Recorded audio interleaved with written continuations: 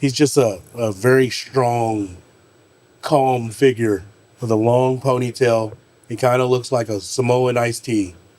And he'll walk up and he'll go, "You can't do that."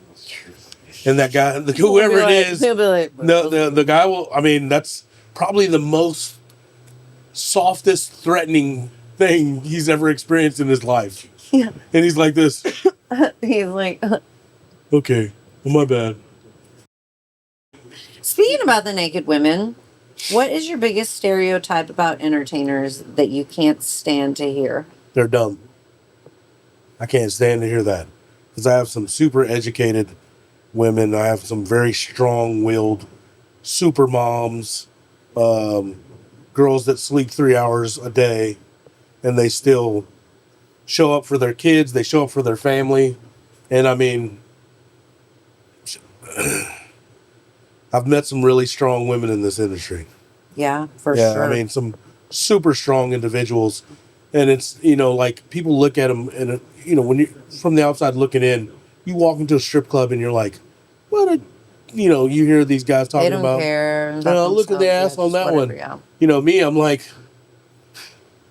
look at the brain on that one. I mean, this chick is, you know, like super educated in this, and this. She speaks 3 languages, or that chick knows everything about anime, or that chick, you know, like she knows how to change her own oil. I mean, I hate hearing like, "Oh, that bitch is dumb.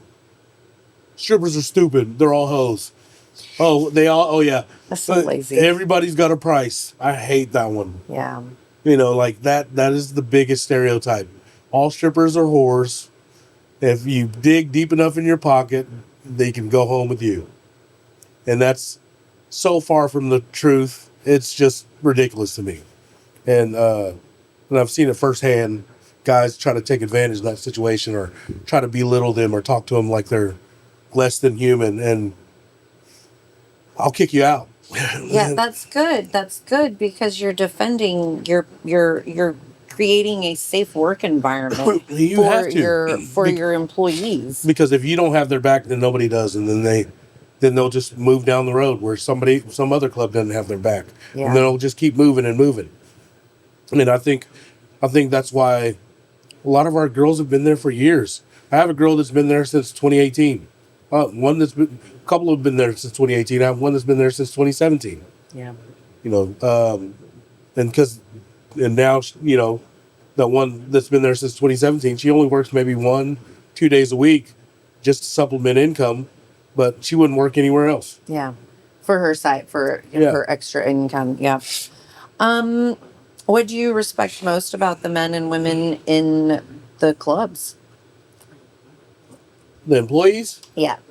their level of understanding. I mean, a lot of the people that we hire, as far as like staff goes, they're new to the industry. They worked at friggin' Olive Garden, and now they would think they can want to be a waitress at a strip club. Mm-hmm. I'm like, okay, so it's different.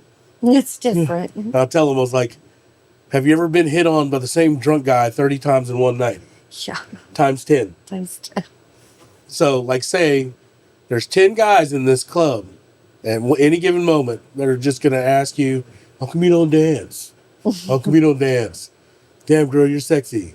Has that ever happened to you? No. What's going to happen now? It's going to happen now. I don't over and sugarcoat over. anything whenever they walk in. Yeah. Because I don't want them to have the shock factor and be like, oh, fuck this place.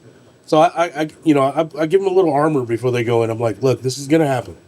The guys are going to grab you by the lower back and kind of caress you, which never would happen at Saltgrass. They're going to tell you inappropriate things that wouldn't even happen at Hooters. And they're going to proposition you. So you got to be ready. And, they're like, really? The girls that I give that pep talk to, you can tell, I try to get the other guys to do that too, when they're bringing them on. But you can tell the ones that I've personally hired. Because they're like, oh, nah, you're right. That fucking guy over there in the red shirt. It's not a big surprise. That would be a very big surprise. Yeah, the shock factor is a little bit lower because, if you're coming in from an Olive Garden job and you're doing college classes and the first guy that smacks you on your butt because it happens. Yeah. It happens, and we can't police everybody. No. And those guys get kicked out because I mean, we don't talk. We have a pretty good zero tolerance Of course. level. Yeah. You're gonna freak out, and you're gonna run out. You're gonna grab your shit. It's vital. Yeah. You're probably not gonna change, and you're gonna run out and jump in your car and take off. Yeah. It's not for this job, like we were talking about earlier in your car. This industry is so glamorized right now in music, it's ridiculous. And these young girls thinking, I'm gonna be a stripper. I'm gonna go to school and be a stripper, or I'm just gonna be a stripper, or I'm gonna work in the strip club. I mean, it's a little different, and then what the songs are about, or what people are talking about, what you see on Instagram. So I try to prepare them the best I can in their situation. So when they do walk out on the floor, they don't last 5 minutes and leave. So, Well, I think everybody should know what they're walking into. I think that absolutely. I don't even think it should be. I think it should be like prep. I mean, somebody's got to prep you. Yeah, for that. I mean, you That's have to.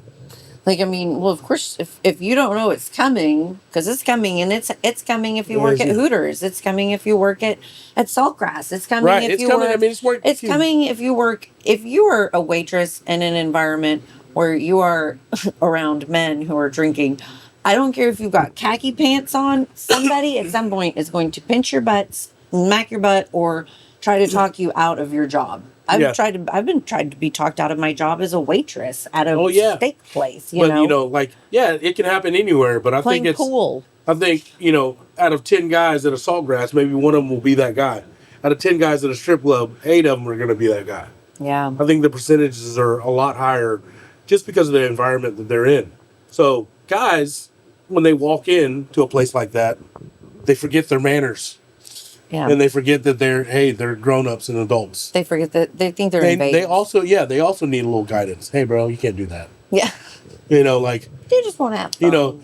me, probably on our current team, the calmest is probably my cousin Juan.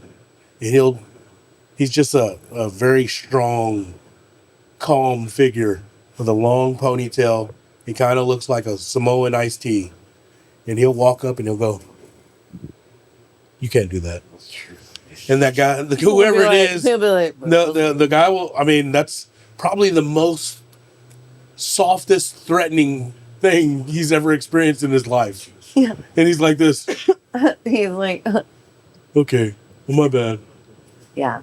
And then they're for the most part, I've noticed that they calm down. Yeah, I mean, guys are pretty easy in this industry. You just got to tell them sometimes, like, hey, man, if you walk up to them and say, hey, look, you can't do that here, brother. Yeah. And if you're cool about it, they'll be cool about it back. Yeah. I mean, because when guys have people, period, when they have alcohol in them, and their reaction's going to really depend on your reaction to them, your action. If you go up to, hey, motherfucker, you can't take pictures in here. What, bitch? And then, and then it's like, hey, bro, do me a favor, you can't take pictures in here. Oh, my bad, bro. I was just taking selfies, Yeah. and they'll be really cool about it. So it's all about your approach. How do you set the tone so that the entertainers feel respected? Do you chat with them individually? Do you have managers? Do you kind of talk to your managers and, make sure that they know? Yes. So all the managers have their different way of talking and dealing with the entertainers, or having conversations with them. But I try to make our managers all be on the same page as, like, hey, man, we're all, to me, it's a pretty level playing field here. Mm-hmm. I mean, talk to them like you want to be talked to. Yeah. So, because if you don't, it's just going to be negative responses. Yeah. And they're not going to want to come to you for anything. Yeah. I mean, once you kind of like treat an entertainer badly or talk to them a certain way, they're going to avoid you. And, with past trauma, a lot of them with the past trauma, they're going to avoid you. So if they have a major problem and you're the only manager in the building, they're going to let that major problem just play out, because they're going to do everything in their power to avoid you. So I told them, I was like, I'm not telling you guys to be their best friend, but you need to be able to be depended on by them. They got to be able to talk to you. So when you're talking to them, You don't have to be like, oh, sweetheart, coddle them, but you got to talk to them like they're human beings. Yeah. Can't yell at them. You're not their father. You're not their principal.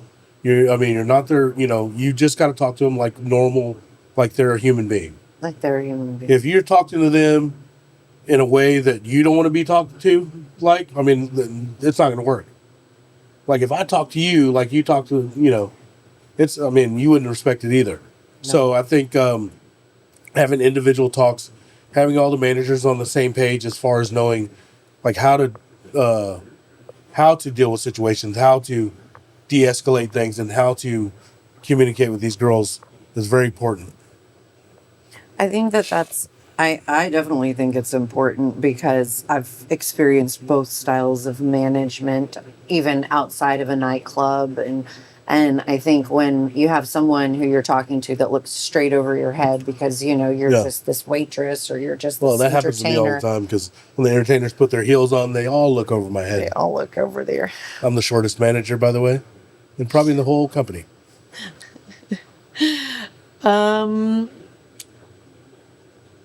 Yeah, but it's very important to establish that human being relationship with your entertainers and your staff.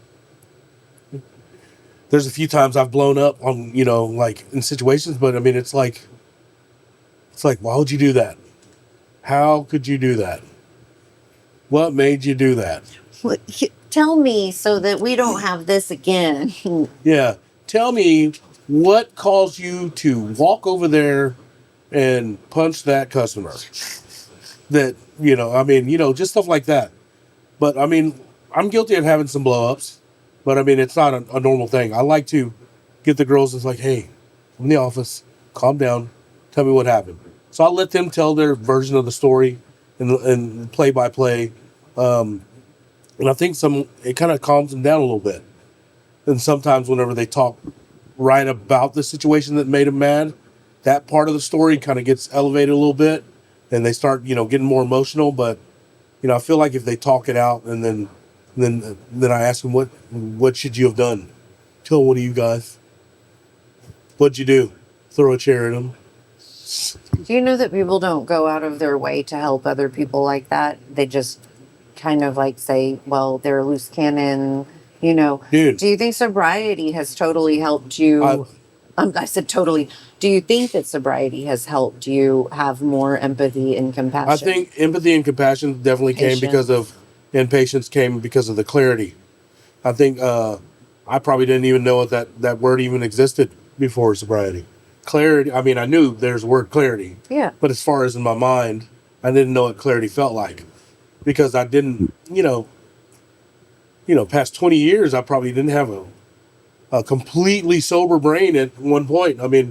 Sometimes, whenever I was on probation for DWI, but, I was still rebelling a little bit there. I was still doing things that I should have been doing and just getting away with it. But, I think for sure being sober it has helped me develop more patience, more understanding, and better communication skills. Because sometimes, man, like I said, we have like some girls, some really big time repeat offenders in our club. But if I look at it like this, like, man, who else is going to give them a chance? I know her story. She has 3 kids. She grew up like this, and I'm like, damn. If she goes here, she's just going to totally fall off the edge. If that way, at least you feel that you can help. Right. So sometimes I'm like, is this a weakness? That being, like with an empathetic heart, and you're like, am I showing softness and weakness by doing this?